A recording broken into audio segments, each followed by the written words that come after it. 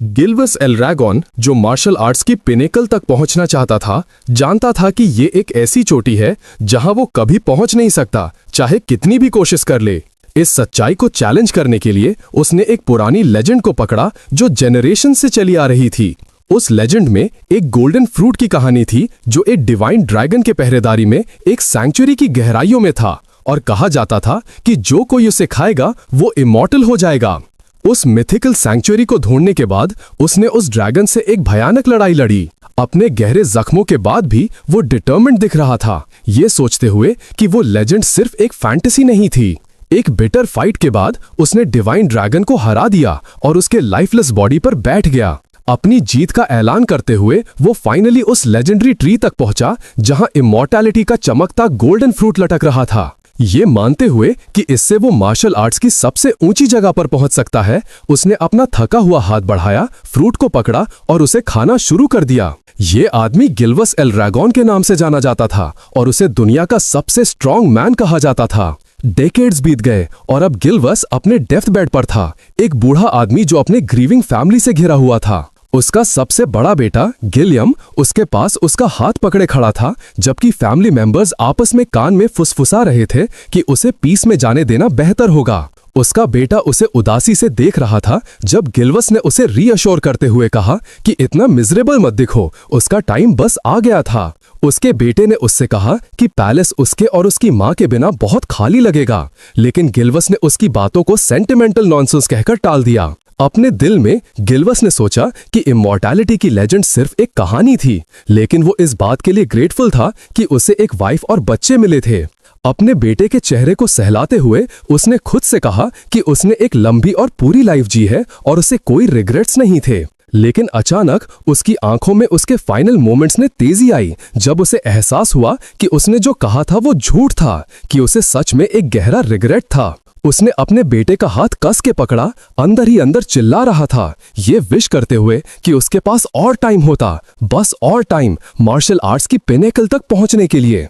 अपने बेटे के फादर कहकर आखिरी चीख के साथ गिल्वस की लाइफ खत्म हो गई, या ऐसा लग रहा था। अचानक वो फिर से कॉन्शियस हुआ, कंफ्यूज्ड महसूस कर रहा था, जैसे एक गहरी नींद से जागा हो। उसको सामने की दीवार पर हैरानी हुई जो पेपर से बनी हुई लग रही थी। उसकी बॉडी अजीब सी हल्की लग रही थी, और जब उसने अपने हाथों को देखा तो वो शॉक्ड रह गया ये देखकर कि वो एक इन्फेंट के हाथ थे। उसने होश खोकर एहसास किया कि वो एक बेबी बन गया था। ये सोचकर हैरान था कि उसके स्टैचर का कोई आदमी ऐसी सिचुएशन में कैसे आ सकता है। वो अपनी क्रेडल में लेटा हुआ ये समझने की कोशिश कर रहा था कि क्या हुआ, कैसे और किसने किया। तभी उसके दिमाग में ड्रैगन, सैंक्चुरी और गोल्डन फ्रूट का सीन फ्लैश हुआ और उसने सोचा कि क्या वो फ्रूट ही तो इस सब का रीजन नहीं था। फिर गिल्वास को एहसास हुआ कि उस फ्रूट की पावर इमॉर्टैलिटी नहीं थी, बल्कि रीइंकार्नेशन थी। हालांकि उसने इसकी कभी उम्मीद नहीं की थी। उसने इसे एक मैसिव स्ट्रोक ऑफ लक माना, एक नया चांस मार्शल आर्ट्स की पिनाकल तक पहुंचने का। उसने आसपास देखा और एहसास हुआ कि वो अकेला नहीं था, बल्कि एक रूम में और भी बेबी क्रिब्स भरे हुए थे। उसने सोचा क्योंकि वो एक सेपरेट बिल्डिंग में था, वो एल ड्रैगन फैमिली में ही फिर से रीबॉर्न हुआ था। लेकिन उसने सोचा कि ये सब बच्चे एक ही जगह पर क्यों इकट्ठे थे, जब तक उसने कुछ मेड्स को रूम में आते हुए नहीं देखा। गिल्वास ने एक मेड को पहचाना और एहसास किया कि ये फीडिंग टाइम था। लेकिन अगला क्या हुआ शॉकिंग था। मेड्स एक बंधा हुआ गॉब्लिन लेके आईं, जिसने गिल्वास को कंफ्यूज कर दिया कि वो वहां क्यों था और वो क्या करने वाले थे। अचानक उस गॉब्लिन को मार दिया गया और उसका खून बच्चों पर गिर गया, गिल्वास पर भी, जो कुछ पल के लिए स्टन्ड हो गया। सोच रहा था कि अभी क्या हुआ। उसने मेड्स को रेड लिक्विड बेबी बॉटल्स में डाइल्यूट करते हुए देखा, ये मानते हुए कि इतना डाइल्यूट करना सेफ होगा। जब उसे बॉटल ऑफर की गई तो उसे हॉरर के साथ एहसास हुआ कि अंदर दूध नहीं बल्कि एक लिक्विड था जो भयानक मैजिकल पावर से भरा हुआ था। उस पर डर हावी हो गया जब उसने सोचा कि इन्फेंट्स को ऐसी चीज पिलाना कितना डेंजरस था। अपने छोटे बॉडी से रेजिस्ट करने में अनेबल होते हुए मेड ने उसे पीने पर मजबूर किया, जबकि वो अंदर ही अंदर चिल्ला रहा था कि वो भूल गया था कि वो सिर्फ एक इन्फेंट था। उस पल उसने उस लिक्विड का टेस्ट पहचाना, ये एक एंशिएंट ड्रैगन का खून था। उसने सोचा कि क्या वो बच्चों को ये पिलाने के लिए पागल हो गए थे। तभी उसने समझा कि वो डाइल्यूटिंग का क्या मतलब कह रहे थे। उसने शुरू में तुरंत उसे थोकने का फैसला किया, ये सोचते हुए कि एक छोटी अमाउंट उसे मारेगी नहीं, खासकर जब उसने देखा कि बाकी बच्चे भी उसे इंस्टिंक्टिवली थूक रहे थे। लेकिन उससे पहले उसे एक आइडिया आया। ये वो अपॉर्चुनिटी थी जिसका वो इंतजार कर रहा था। उसने एहसास किया कि अगर वो ये सारी मैजिकल पावर एब्जॉर्ब कर लेता तो वो अपने फॉर्मर सेल्फ को सरपास कर सकता है और मार्शल आर्ट्स की असली पिनाकल तक पहुंच सकता है। और हालांकि उसे ये नहीं समझ आया कि ये सब क्यों हो रहा था, उसने इस अपॉर्चुनिटी को पूरी ताकत से पकड़ने का फैसला किया। उसने अपनी सोल में चिल्लाया, उन्हें वॉर्न करते हुए कि गिल्वास एल ड्रैगन को अंडर एस्टिमेट मत करना। मेड्स ये देखकर हैरान थी कि ये बेबी बाकियों से डिफरेंट था। जब वो ईगरली ड्रैगन का खून गटक रहा था, गिल्वास डिटर्मिन्ड था कि वो एंशिएंट ड्रैगन की सारी ट्रू सोर्स पावर को एब्जॉर्ब कर लेगा। मेड्स हैरानी से देख रही थी कि वो इन्फेंट शांति से पोटेंट लिक्विड को पी रहा था, इसे अपने फेवर में मानते हुए। जब उसने खत्म किया, गिल्वास अपने बेड पर थका हुआ था, लेकिन अपने मिशन में सक्सेसफुल था। उसने देखा कि बाकी बच्चे भी सरवाइव कर गए थे, ये एहसास करते हुए कि इन्फेंट्स की सर्वाइवल इंस्टिंक्ट को अंडर एस्टिमेट नहीं करना चाहिए। वो सारी पावर एब्जॉर्ब करने के बाद उस पर एक इररेजिस्टिबल गहरी नींद आ गई, जो एक इन्फेंट्स बॉडी से एक्सपेक्टेड थी, और वो एक गहरी नींद में चला गया। 7 साल बीत गए। गिल्वस, जो अब ज़ीक एल ड्रैगन के नाम से जाना जाता था, एक पावरफुली बिल्ट चाइल्ड की बॉडी में जगा, जो एक्सट्रीमली ग्रूलिंग फिजिकल ट्रेनिंग कर रहा था। वो एक हाथ से हैंडस्टैंड्स कर रहा था, जबकि अपने पैरों पर एक बड़ा सा रॉक बैलेंस कर रहा था।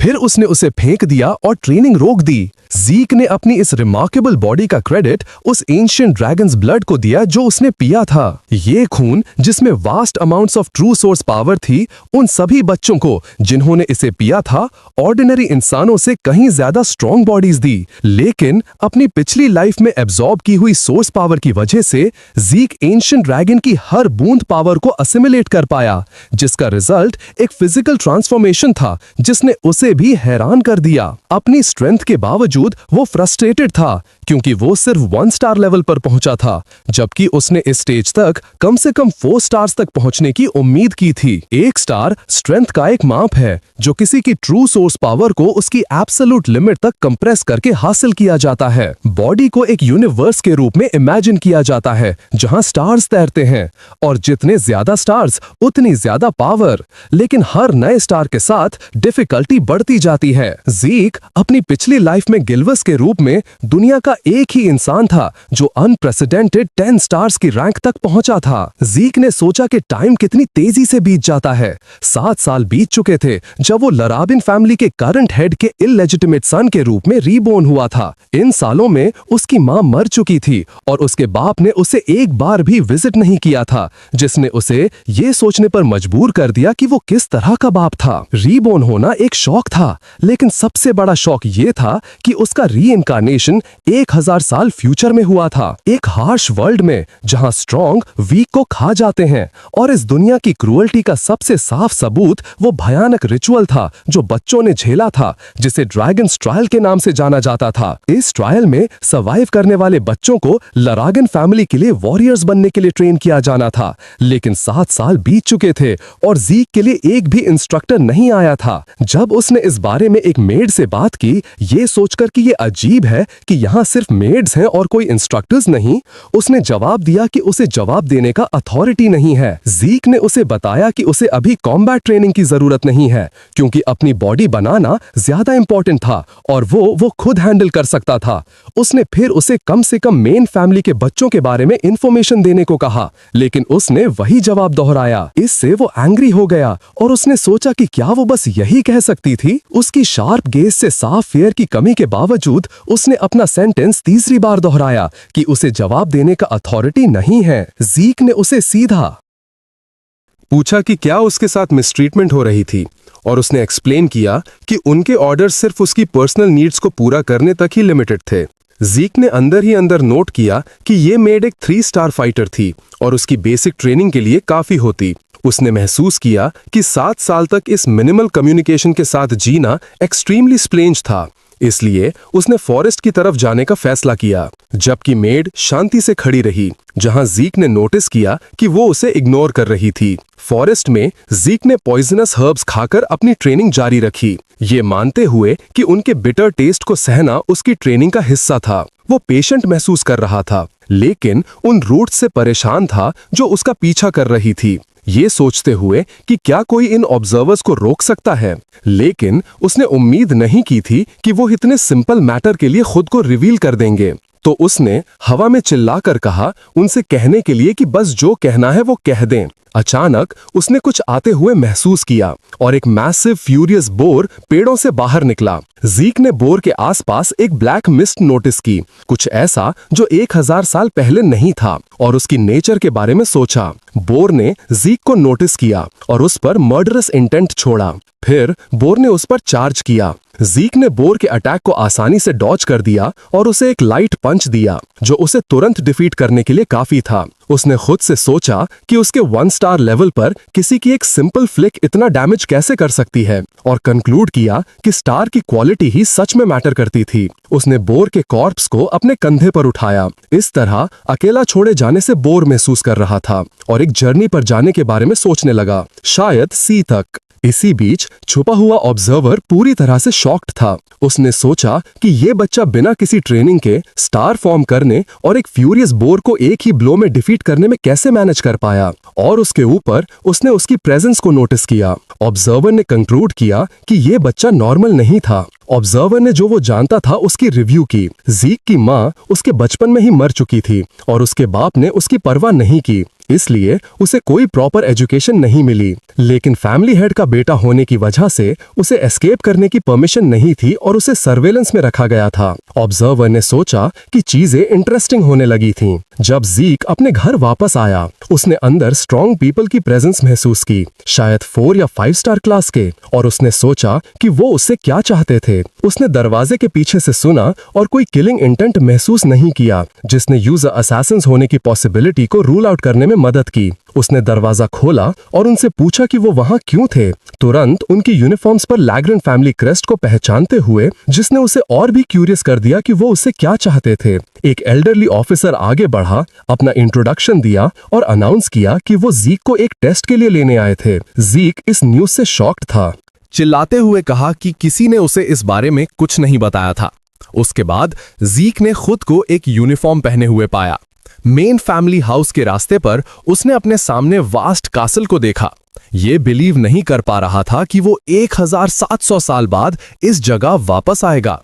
जब ज़ीक को एक एनवॉय द्वारा उसके घर से ले जाया गया, उसे मेन फैमिली में वापस आने की जरूरत थी। अपनी अराइवल पर ज़ीक से अपने कपड़े चेंज करने को कहा गया, क्योंकि वो अपने करंट अटायर में ग्राउंड्स में एंटर नहीं कर सकता था। इस पॉइंट पर उसने एहसास किया कि उसे मेन हाउस में रहने के लिए नहीं लाया गया था, उसे ड्रैगन्स नेस्ट लाया गया था, एक एक्सक्लूसिव एजुकेशनल इंस्टीट्यूशन जो ड्रैगन फैमिली ने पिछले मिलेनियम के दौरान किसी समय एस्टैब्लिश किया था। ड्रैगन फैमिली में पैदा होने वाला हर कोई इस जगह पर आने का एम करता है और 7 साल की उम्र तक पहुंचने पर अपनी एजुकेशन रिसीव करता है। आज एंट्रेंस एग्जाम डे था और हालांकि ज़ीक को कोई प्रेपरेटरी एजुकेशन नहीं मिली थी, एग्जाम देना मैंडेटरी था, इसलिए उसे बॉर्डरलैंड से लाया गया था। उसने महसूस किया कि ये पिटी थी कि वो उसके लिए तब आए जब वो खुद कई प्रिपरेशंस करने के बाद मूव करने की प्लान कर रहा था। वहां एक ब्लू हेड बॉय जिसका नाम लैंगस था उसके पास आया और कंसर्न के साथ पूछा कि क्या वो ठीक है। ज़ीक ने क्या है लड़के पूछा। लैंगस कंफ्यूज लग रहा था और अपना इंट्रोडक्शन देकर जवाब दिया, फिर एक्सप्लेन किया कि उसने उसे ट्रबल में देखा था। ज़ीक ने नोट किया कि हालांकि लैंगस शाय लग रहा था, उसमें थोड़ा नर्व था। ज़ीक ने लैंगस से शुरू में इतना कोल्डली बात करने के लिए अपोलोजाइज किया। ज़ीक ने लैंगस का नाम जानने के बाद अपना इंट्रोडक्शन दिया और एक्सप्लेन किया कि वो बस कंफ्यूज था कि एग्जाम में वो उनसे क्या करवाएंगे। लैंगस ने उसे बताया कि एग्जाम का कंटेंट साल दर साल नहीं बदलता, लेकिन ज़ीक ने एक्सप्लेन किया कि उसे एग्जाम के कंटेंट के बारे में कुछ नहीं पता था, जिसने लैंगस को शॉक्ड कर दिया, जो इसे एक्सट्रीमली रेकलेस मानता था। जब लैंगस यूस एग्जाम एक्सप्लेन करने ही वाला था, एक आवाज ने उन्हें इंटरप्ट किया जो यू से नोबडी कह रही थी। लैंगस नर्वसली आवाज के सोर्स की तरफ मुड़ा। जबकि जीक को सरप्राइज हुआ कि वो लड़का जो उनके पास आ रहा था उसने ये लैंगस की तरफ डायरेक्ट किया। एक बुली जिसका नाम रिटन था आया और लैंगस को मॉक करना शुरू कर दिया, ये पूछते हुए कि उसके जैसा नोबडी यहां क्यों था। लैंगस टैमर करके हुए बोला कि वो ड्रैगन्स नेस्ट एग्जाम के लिए यहां था, लेकिन रिटन ने अपनी मौकरी जारी रखी, ये कहते हुए कि उसके जैसे किसी के लिए अंदर आना इम्पॉसिबल था क्योंकि उसका बाप एक फॉल्स ड्रैगन था, और डिस्डेनफुली सोचा कि एक फॉल्स ड्रैगन का बेटा क्या कर सकता है। इसी बीच जीक सुन रहा था और उसने नोटिस किया कि लैंगस गुस्से में अपनी मुट्ठी बंद कर रहा था। लैंग्रेन फैमिली में एक क्लियर हायरार्की है जो एक एब्सोल्यूट रूलर द्वारा एस्टैब्लिश की गई है। इस हायरार्की में lesser dragons, new recruits, young dragons, regular soldiers, adult dragons, commanders और एल्डर ड्रैगन्स जैसे अलग अलग रैंक्स हैं। इस हायरार्की में lesser dragons, young dragons, adult dragons और एल्डर ड्रैगन्स जैसे अलग अलग रैंक्स हैं। इस पिरामिड के बॉटम में फॉल्स ड्रैगन्स हैं, एक डेरोगेटरी टाइटल जो उन्हें दिया जाता है जो ड्रैगन्स नेस्ट में एंटर होने में फेल हो जाते हैं या उससे ग्रेजुएट नहीं कर पाते। लैंगस खुद से सोच रहा था कि वो ये प्रूव करना चाहता था कि वो फॉल्स नहीं थे। जीक ने शांति से इंटरवीन किया और रिटन से पूछा कि लैंगस के लिए इम्पॉसिबल क्यों था और वो कैसे रिजल्ट जान सकता था जब उसने अभी तक ट्राई भी नहीं किया था। रिटन एंग्री हो गया और जीक से पूछा कि वो कौन था, लेकिन जीक ने उसके गुस्से को इग्नोर किया और अपना सवाल रिपीट किया। रिटन ने जवाब दिया कि ये इसलिए था क्योंकि वो सब वीक थे। जीक ने वीक शब्द पर स्कॉफ किया और रिटन से कहा कि वो इमेजिन करता है कि लैंगस उसके जैसों से कहीं स्ट्रॉन्गर था। रिटन फ्यूरियस हो गया और जीक से पूछा कि क्या वो ये क्लेम कर रहा था कि वो लैंगस से इन्फीरियर थे, लेकिन सिचुएशन के एस्केलेट होने से पहले उन्हें एक एग्जामिनर की आवाज ने इंटरप्ट किया जो अडल्ट ड्रैगन क्लास से था और अटेंशन के लिए चिल्ला रहा था। ड्रैगन्स नेस्ट एंट्रेंस एग्जाम शुरू होने का ऐलान करने के लिए एग्जामिनर ने सभी एप्लीकेंट्स को रजिस्टर करने, एक नंबर टैग लेने और फिर सेकंड गेट पर आगे बढ़ने का इंस्ट्रक्शन दिया। रिटन ने जीक को आखिरी बार देखा और कहा कि वो उसका चेहरा रिमेंबर करेगा। जीक ने शांति से कमेंट किया कि गुस्सा होने की जरूरत नहीं थी और आजकल के यूथ क्विक टेम्पर्ड होते हैं, जिसने लैंगस को कंफ्यूज कर दिया, जिसने उसे याद दिलाया कि वो एक ही उम्र के थे। लैंगस ने एक्सप्लेन किया कि हर कोई गुस्सा हो जाएगा अगर उन्हें कहा जाए कि कोई और उनसे स्ट्रॉन्गर है। जीक ने बुली की बातों में लॉजिक के बारे में सोचा।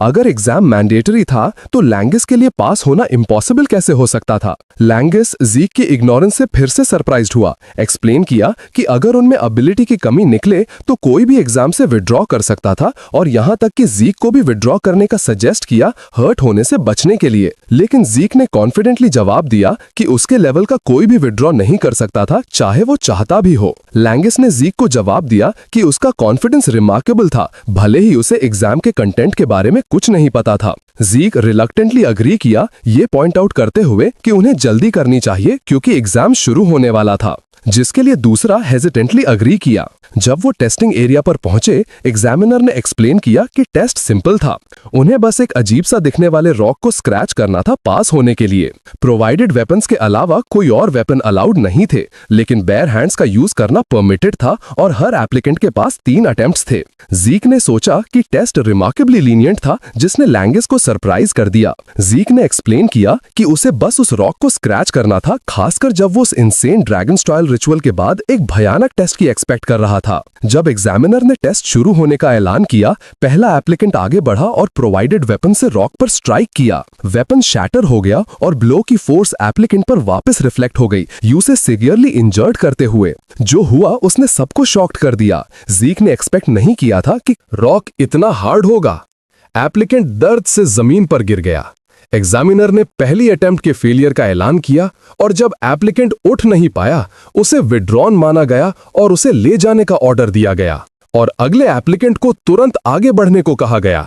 जीक ने देखा कि लैंगस डर से अपना चेहरा छुपा रहा था, तो उसने उसे याद दिलाया कि यह टेस्ट था।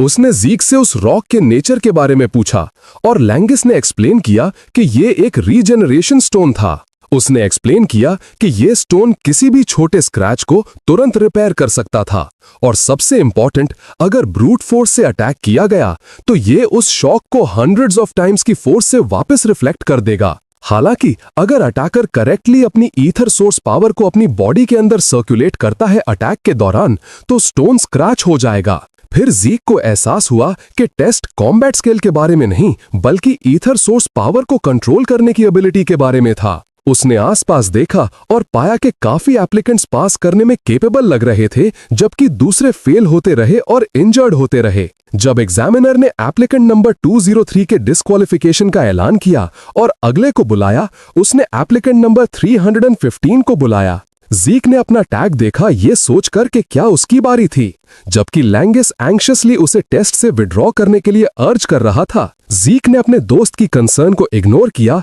टेस्टिंग एरिया की तरफ चला और उसे रीअश्योर किया कि वरी करने की जरूरत नहीं थी।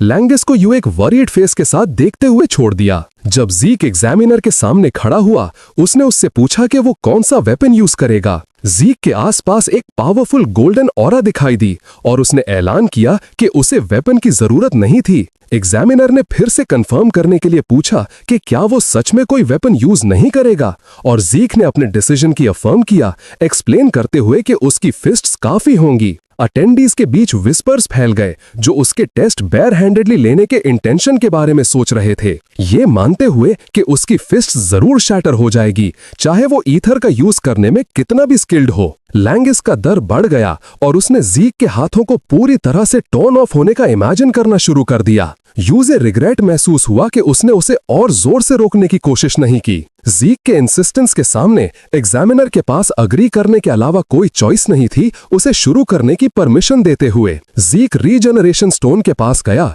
उसकी अजीब नेचर के बारे में सोच रहा था जिसे उसने पहले कभी नहीं देखा था। ये सोचकर कि क्या ये मेटल पिछले 1000 सालों के दौरान फॉर्म हुआ था, उसने एहसास किया कि इस नए एरा में उसे कई चीजें इग्नोरेंट थी। लेकिन उसने जल्दी से इन थॉट्स को अनइम्पॉर्टेंट मानकर हटा दिया और अपनी फिस्ट में इमेंस फायर एनर्जी को कॉन्सेंट्रेट करना शुरू कर दिया। लैंगिस ने टेरर में सीन देखा और जीक का नाम चिल्लाया, यूजे खुद को हर्ट करने से रोकने की जरूरत महसूस करते हुए। जीक को कॉन्फिडेंस था कि स्टोन उसकी पूरी पावर को विथस्टैंड कर पाएगा और अपनी कॉम्बैट टेक्निक, जिसे dragon slayer style final form के नाम से जाना जाता है, को अनलीश करने की तैयारी की। जीक ने स्टोन पर एक डेवेस्टेटिंग पंच मारा जिससे एक वायलेंट एक्सप्लोजन हुई जो एरिया को डस्ट और डेब्री से भर दिया। दोनों लैंगिस और एग्जामिनर ब्लो की फोर्स से स्टंट थे। जब डस्ट हटी, स्टोन टुकड़ों में शैटर हो गया। जीक ने अपने अटैक का रिजल्ट देखा, ये सोचते हुए कि ये टेक्निक अभी भी उसकी करंट बॉडी के लिए थोड़ी ज्यादा एडवांस थी। फिर उसने अपने इंजर्ड ब्लड कवर्ड हाथ को एक बड़ी सी स्माइल के साथ देखा, ये कमेंट करते हुए कि उसकी करंट ट्रेनिंग अभी भी इनसफिशिएंट थी। अटेंडीज के बीच शॉक और डिसबिलीफ की स्टेट फैल गई जब रिटन ने चिल्लाया कि उसने उसे शैटर कर दिया था, जबकि एक ब्लॉन्ड गर्ल ने कमेंट किया कि जो हुआ वो इंटरेस्टिंग था। लैंगिस अपनी आंखों पर बिलीव नहीं कर पाया और इनकॉम्प्रिहेंशन की स्टेट में चीख उठा। एग्जामिनर ने सोचा कि उसने रीजनरेशन स्टोन को कैसे डिस्ट्रॉय किया, कुछ ऐसा जो सिर्फ एक 4 स्टार फाइटर या उससे हायर कर सकता था। उसने ये स्पेक्युलेट करना शुरू कर दिया कि शायद उसने अपनी लीनियज की पावर इनहेरिट की थी, भले ही वो एक इलेजिटिमेट सन था। एग्जामिनर ने जीक के यूज किए हुए स्टाइल को नोटिस किया और महसूस किया कि उसने ये मूव पहले देखा था। जीक शांति से एग्जामिनर के पास गया और उसके टेस्ट के रिजल्ट के बारे में पूछा। एक पल की शांति के बाद एग्जामिनर ने जोर से एप्लीकेंट नंबर 315 के सक्सेस का ऐलान किया। उसके बाद एक और एग्जामिनर उसके पास आया और उसे एक छोटी बॉटल दी जिसमें एक ग्लोइंग ग्रीन लिक्विड था। तो जीक ने उससे पूछा कि यह लिक्विड क्या था। दूसरा एग्जामिनर मुस्कुराया और उसे मेक वे करने को कहा। पहले एग्जामिनर ने इंटरवीन किया और अपने कॉलीग को काम डाउन होने को कहा, जबकि जीक खुद से सोच रहा था कि क्या यह लिक्विड पास होने वालों को दिया जाने वाला रिवॉर्ड था। उस पल लैंगिस एक्साइटेडली जीक की तरफ दौड़ा, उसके अमेजिंग परफॉर्मेंस और स्टोन डिस्ट्रॉय करने पर उसे कंग्रेचुलेट करते हुए चिल्ला रहा था। जीक मुस्कुराया और उसे काम डाउन होने को कहा। जीक ने लैंगिस से पूछा कि एग्जामिनर ने उसे जो वायल दी थी वो क्या थी, और लैंगिस ने जवाब दिया कि वो एक हीलिंग पोशन थी। जीक ने फिर से कंफर्मेशन के लिए पूछा और लैंगिस ने एक्सप्लेन किया कि वो ऑर्डिनरी ग्रेड की थी। जब उसने अपनी वायल खोली, जीक ने अपने हाथ में वायल को एग्जामिन किया, ये महसूस करते हुए कि वो पॉइजनस नहीं लग रही थी, और अपने डाउट्स के बावजूद उसने सोचा कि क्या वो एक एलिक्सर था। एक एलिक्सर एक पोशन होता है जो एक्सट्रीमली रेयर मटेरियल से बनता है, जैसे कि हर्ब्स जो सिर्फ सीक्रेट रेल्म्स में उगती हैं, प्योर एलिक्सर कोर्स और डिवाइन और मिथिकल बीस्ट्स के इंग्रेडिएंट्स जो मिलना लगभग इम्पॉसिबल है। एक एलिक्सर पीने से सिर्फ रीसेंट वुंड्स ही नहीं बल्कि ओल्ड इंजरीज भी तुरंत ठीक हो जाती हैं। इसके अलावा ईथर पावर को ग्रेटली एनहांस भी करता है। इसके कंपोनेंट्स की रेयरिटी और इसे बनाने की डिफिकल्टी की वजह से ये कभी भी मार्केट में दिखाई नहीं देता। जो उसके पास था उसकी वैल्यू को एहसास करने के बाद ज़ीक ने वायल का कंटेंट्स पी लिया। उसके हाथ से एक ग्रीन ऑरा निकली और उसका हाथ तुरंत पूरी तरह से हील हो गया, जिसने उसे कंफर्म कर दिया कि ये एक रियल एलिक्सर था। लेंगिस को नहीं पता था कि एलिक्सर क्या होता है, लेकिन उसने कमेंट किया कि लैग्रन फैमिली द्वारा बनाई गई हीलिंग पोशंस स्टोर्स में बिकने वाली पोशन से कहीं ज्यादा बेहतर थी। ज़ीक सरप्राइज था कि उसका वुंड इतनी जल्दी हील हो गया और लेंगिस से पूछा कि क्या ये इतना अमेजिंग था, जिसके लिए लेंगिस ने जवाब दिया कि जो हुआ वो सच में अमेजिंग था, लेकिन उसने ये भी कहा कि पावरफुल हीलिंग के बावजूद उसे ईथर पावर में इंक्रीज महसूस नहीं हुआ जैसा कि एक एलिक्सर को करना चाहिए। फिर उसने ज़ीक को बताया कि उसकी अपनी पावर ज्यादा इंप्रेसिव थी, जिसे ज़ीक ने डिनाई किया। ज़ीक ने खुद से सोचा कि इस सोफिस्टिकेशन की एक पोशन 1000 साल की ह्यूमन विजडम का प्रोडक्ट होनी चाहिए। लेंगिस ने फिर से ज़ीक की प्रेस की, यूसे इनक्रेडिबली स्ट्रॉन्ग कहकर, जिसके लिए ज़ीक ने जवाब दिया कि उसका एम सबसे स्ट्रॉन्गेस्ट होना है। रिटन ने ये कॉन्वर्सेशन सुनी और सरकास्टिकली कमेंट किया कि ज़ीक इतनी बोल्ड बात इतनी आसानी से कैसे कह सकता था। टेस्ट जारी रहा और एप्लीकेंट्स 382, 395 और 405 पास हो गए। उनकी सक्सेस एक्सपेक्टेड थी, जैसा कि लेंगिस ने कमेंट किया। फिर एग्जामिनर ने अगले एप्लीकेंट नंबर 414 को बुलाया। ये लेंगिस की बारी थी और वो नर्वसली मटर करते हुए अरीना में गया। ज़ीक ने उसकी नर्वसनेस नोटिस की और सोचा कि क्या वो टेंस था। फिर उसे जोर से एनकरेज किया, यू से गेट अ ग्रिप कहकर, जिसके लिए लेंगिस ने जवाब दिया कि एक्सपेक्टेशन ज्यादा हाई मत रखना। ज़ीक खड़ा होकर सोच रहा था कि उसका दोस्त क्या कर रहा था।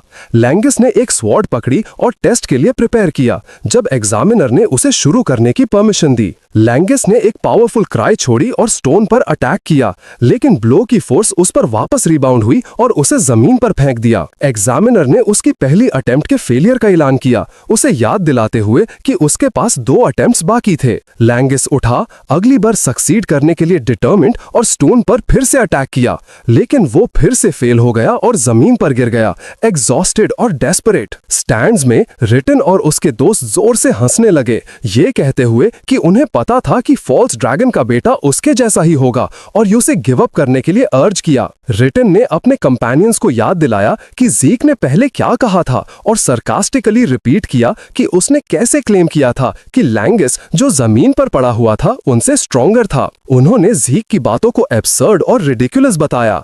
एग्जामिनर ने लेंगिस जो जमीन पर बैठा था से पूछा कि क्या वो अपनी लास्ट अटेम्प्ट यूज करना चाहता है। उस पल ज़ीक उसके बगल में आया और उससे पूछा कि उसने स्वॉर्ड क्यों चुनी। लेंगिस ज़ीक की बातों से टेकन बैक हो गया और पूछा कि उसका स्पीयर यूज करने से क्या मतलब था। ज़ीक ने एक्सप्लेन किया कि उसे ये समझ नहीं आया कि वो एक ऐसा वेपन क्यों यूज कर रहा था जो उसे सूट नहीं करता था, और बिना किसी प्लान के उसे अश्योर करते हुए कि वो कितनी भी कोशिश कर ले वो सोर्ड से स्टोन को स्क्रैच नहीं कर पाएगा। रिटन और उसके दोस्तों ने ये सुना और ज़ीक का मॉक किया, यूसे स्ट्यूपिड कहकर, ये सोचकर कि वो एक स्पीयर यूज करने का सजेस्ट कैसे कर सकता था जब उसके बाप ने उसे स्वॉर्ड यूज करना ट्रेन किया था। उनमें से एक स्केप्टिकल ही रहा, ये मानते हुए कि सिर्फ वेपन चेंज करने से कोई डिफरेंस नहीं आएगा। ज़ीक एग्जामिनर के पास गया और पूछा कि क्या टेस्ट के दौरान वेपन्स चेंज करना रूल्स के खिलाफ था, जिसके लिए एग्जामिनर ने जवाब दिया कि इसमें कोई प्रॉब्लम नहीं थी। ज़ीक एक स्माइल के साथ लेंगिस के पास वापस आया और उसे बताया कि एग्जामिनर ने क्या कहा था, सिचुएशन को अब गुड मानते हुए फिर पूछा कि क्या वो गिव अप करके बस ऐसे ही चला जाएगा। लेंगिस को अपने बाप की ट्रेनिंग याद आई और उसने फर्मली नहीं जवाब दिया, स्पीयर यूज करने का ट्राई करने का डिसाइड करते हुए। उसके बाप की मेमोरी जो ड्रैगन्स नेस्ट में एंटर नहीं कर पाया था, लैंगिस को वापस आई, और कैसे उसने रिडिक्यूल को सहा और फॉल्स ड्रैगन कहा गया। उसने कभी बिटर महसूस नहीं किया और उसे पाला। लैंगिस ने उस पल खुद से वाव किया कि वो ये प्रूव करेगा कि उसके बाप ने जिसे पाला वो फेक नहीं था। उसने स्पीयर को पकड़ा, ये सोचते हुए कि अगर उसने स्वॉर्ड से फिर से ट्राई किया तो रिजल्ट वही होगा। तो उसने ज़ीक पर ट्रस्ट करने का फैसला किया। लैंगिस ने सोचा कि स्पीयर को कैसे यूज करना है। फिर ज़ीक ने उसे चिल्लाकर कहा और उसे सीधा आगे थ्रस्ट करने को कहा बिना कुछ सोचे। ज़ीक उसके पीछे खड़ा हो गया उसके पोस्चर को करेक्ट करने के लिए, रिपीट करते हुए कि उसे सिर्फ आगे थ्रस्ट करने चाहिए। लैंगिस कुछ पल के लिए हेजिटेट किया, ये सोचते हुए कि ये इलॉजिकल था कि वो एक ऐसे वेपन से सिर्फ एक डायरेक्ट थ्रस्ट से सक्सीड हो जाएगा जो उसने पहले कभी यूज नहीं किया था। लेकिन उसे बुली को ज़ीक की पहले की बातें याद आईं और कैसे कोई भी बिना ट्राई किए रिजल्ट नहीं जान सकता था। हालांकि वो ज़ीक से आज ही मिला था, उसे उसकी बातों पर कॉन्फिडेंट महसूस हुआ और ट्राई करने का फैसला किया। और क्योंकि ज़ीक उस पर बिलीव करता था, लैंगिस ने खुद पर भी बिलीव करने का फैसला किया। जब उसने स्पीयर को पकड़ा, उसने अपनी बॉडी में सोर्स पावर का एक मैसिव फ्लो महसूस किया, जिस तरह से उसने स्वॉर्ड यूज करते समय कभी महसूस नहीं किया था।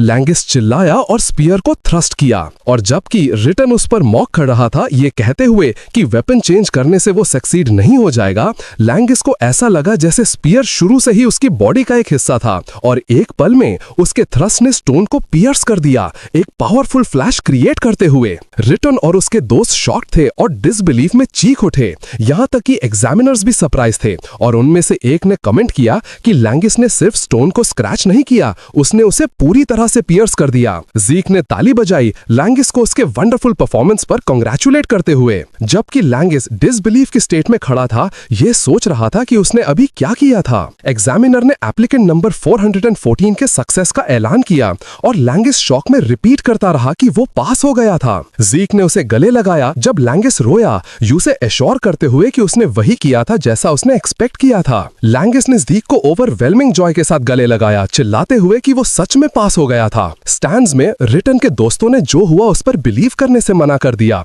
ये इंसिस्ट करते हुए कि ये सिर्फ एक कोइंसिडेंस था। तुरंत उसके बाद एग्जामिनर ने जोर से ऐलान किया कि टेस्ट खत्म हो गया था और एंट्रेंस सेरेमनी शुरू हो गई थी। ज़ीक ने लैंगिस से पूछा कि क्या टेस्ट के लिए बस यही सब था, और लैंगिस ने जवाब दिया हाँ, ये ऐड करते हुए कि एडमिशन के बाद और भी टेस्ट हो सकते थे। फिर ज़ीक ने पूछा कि सेरेमनी में वो क्या करते हैं, और लैंगिस ने एक्सप्लेन किया कि ये इस बारे में नहीं था कि वो क्या करते हैं। लैंगिस ने एक्सप्लेन किया कि ये लिड्रैगन फैमिली के लीडरशिप द्वारा उन्हें कॉन्ग्रेचुलेटरी स्पीचेस देने के बारे में था। एक आदमी जिसकी व्हाइट और रेड हेयर थी और एक ग्लूमी एक्सप्रेशन के साथ स्टेज पर आया, और ज़ीक ने सोचा कि वो कौन था। लैंगिस शॉक था और विस्पर किया कि यह फैमिली का हेड था। ज़ीक ने अपने कमेंट्स जारी रखे, ये सोचकर कि उस चेहरे वाला कोई लीडर कैसे हो सकता था, और सरकास्टिकली ऐड किया कि आइस खुद उससे ज्यादा गर्म होगी। लैंगिस पैनिक हो गया, ज़ीक का मुंह अपने हाथ से ढका और उसे चुप रहने के लिए बेग किया। लैंगिस ज़ीक को चुप रहने के लिए बेग करता रहा। ज़ीक ने लीडर्स को और करीब से देखा, खुद से सोच रहा था कि ये लिड्रैगन फैमिली की करंट स्ट्रेंथ थी। उसने उनके पावर लेवल्स को असेस किया, कई 7 स्टार फाइटर्स और एक अच्छी खासी संख्या में 6 स्टार फाइटर्स की प्रेजेंस को नोट करते हुए कंक्लूड किया कि ये सच में एक ग्रेट फोर्स थी। फिर उसने अपना अटेंशन करंट फैमिली हेड पर फोकस किया, जिसे बालसा एल ड्रैगन के नाम से जाना जाता था, और वो शॉक्ड हो गया जब उसे एहसास हुआ कि उसका लेवल 8 स्टार्स था। ज़ीक ने सोचा कि 1000 साल पहले पूरी दुनिया में उस लेवल की पावर के 10 लोग भी नहीं थे। फिर उसने कंक्लूड किया कि ये आदमी उसका फादर था और उसके बारे में अनईजी महसूस किया। एक ऑफिशियल ने सबका अटेंशन मांगा, अनाउंस करते हुए कि मिस्टर बालसा अपना स्पीच देंगे। बालसा ने अपना छोटा स्पीच शुरू किया, नए स्टूडेंट्स को अर्ज करते हुए कि वो लिड्रैगन फैमिली का फ्लैश एंड ब्लड बनने के लिए स्ट्राइव करे। जब वो बोल रहा था, उससे एक इमेंस प्रेशर निकल रही थी, जिसने स्टूडेंट्स को लैंगिस समेत सफोकेटेड महसूस करवाया और सांस नहीं ले पा रहे थे। ज़ीक ने लैंगिस की डिस्ट्रेस और दूसरों को फैमिली हेड के ऑरा का प्रेशर सहते हुए नोटिस किया, और जब उसने बालसा को देखा, उसने उससे एक इमेंस हेट्रेड निकलते हुए महसूस किया। ज़ीक ने सोचा कि उसे नहीं पता था कि उसके बाप के साथ क्या हुआ था, लेकिन उसे वो सर्टेनली पसंद नहीं आया। एक ऑफिशियल ने एंथुसियास्टिकली बालसा की वंडरफुल वर्ड्स पर कमेंट किया। बालसा ने अपना स्पीच जल्दी से खत्म किया। किया। ऑफिशियल ने कमेंट किया कि बालसा फॉर्मल ग्रीटिंग्स दूसरों पर छोड़ेगा और ज्यादा देर तक नहीं बोलेगा, लेकिन उसने कंफर्म किया कि उसे उनसे हाई एक्सपेक्टेशंस थी, फिर चला गया। एक और चीयरफुल लुकिंग ऑफिशियल स्टेज पर आया और एंथुसियास्टिकली चिल्लाया, यंग पीपल को स्ट्राइव और हार्ड वर्क करने के लिए एनकरेज करते हुए फिर जोकिंगली ऐड किया कि जो छोटी छोटी चीजों के बारे में वरी करते हैं वो बॉल्ड हो जाएंगे। स्टूडेंट्स के कंफ्यूजन के बावजूद लैंगिस ने कमेंट किया कि जनरल एटमॉस्फेयर बेहतर हो गया था। उसके बाद एक और एग्जामिनर ने स्टूडेंट डॉर्मिटरी असाइनमेंट्स का ऐलान किया। जीक ने पूछा कि क्या वो सब एक ही जगह जा रहे। द और लैंगिस ने एक्सप्लेन किया कि 4 सेपरेट नेस्ट्स थे और स्टूडेंट्स को ईस्ट, वेस्ट, साउथ और नॉर्थ हॉल्स में डिस्ट्रीब्यूट किया गया था। एग्जामिनर ने नंबर 315 को बुलाया और जीक ने एहसास किया कि उसकी बारी थी। उसने लैंगिस को गुड बाय कहा और उन्होंने एक दूसरे को लक विश किया। जीक एक लग्जूरियस बिल्डिंग पर पहुंचा जिसे ड्रैगन्स नेस्ट ईस्ट हॉल कहा जाता था। जब वो कॉरिडोर से चल रहा था, उसने नोटिस किया कि 1000 साल बाद कई चीजें चेंज हो चुकी थी और वो जल्दी से लॉस्ट हो गया। फाइनली उसे अपना रूम मिला। देर से आने के लिए सॉरी महसूस करते हुए और ये मानकर कि उसका रूममेट पहले ही आ चुका था, उसने दरवाजा खोला और अपनी टार्डनेस के लिए अपोलोजाइज करना शुरू कर दिया। तो इसी के साथ आज का हमारा एपिसोड यहीं खत्म होता है। तो मिलते हैं एक नए एपिसोड के साथ। अगर आपको ये एपिसोड अच्छा लगा हो तो कमेंट करके जरूर बताएं। चैनल को लाइक, शेयर एंड सब्सक्राइब करना ना भूलें। तब तक के लिए टाटा, बाय एंड सायनारा।